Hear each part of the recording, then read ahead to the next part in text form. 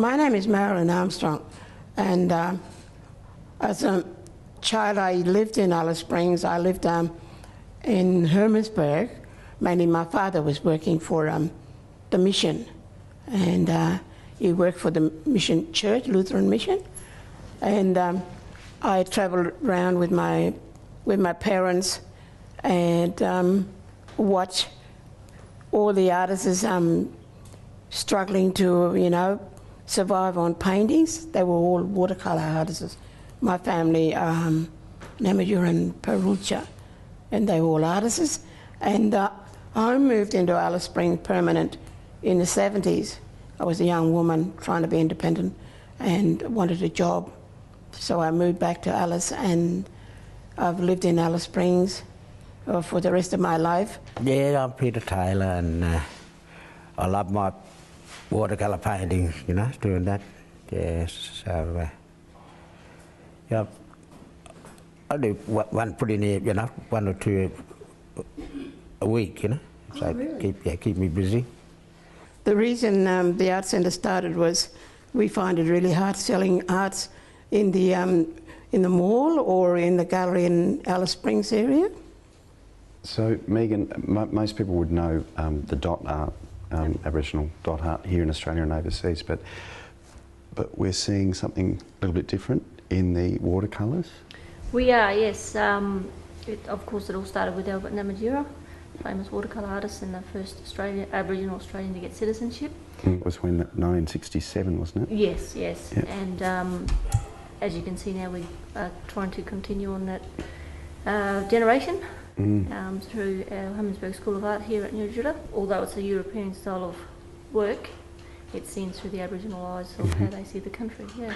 And Albert Namatjura was not only the first citizen, but he was the first recognised Aboriginal artist, wasn't he? That's right. Yes. Yeah. And he went a long way, and like I said before, we carried on that tradition with his direct grandkids and kinship. The watercolours, what kind?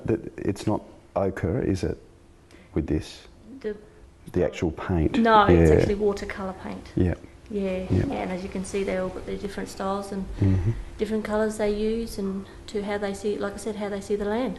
Yeah, but they still keep their story within the painting. Is that right? They do. Yes, like I said, it's a European style, but they still have the song lines through their how they see the land and how they paint it. Yeah. That's great.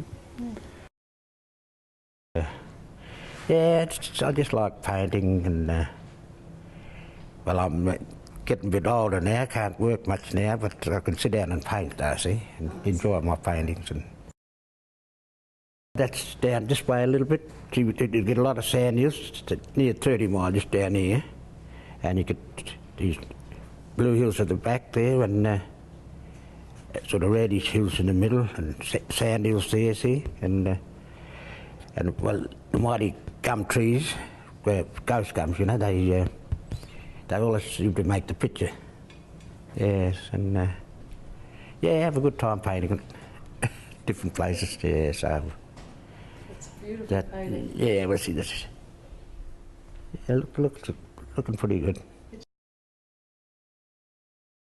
Alice Springs is a beautiful place.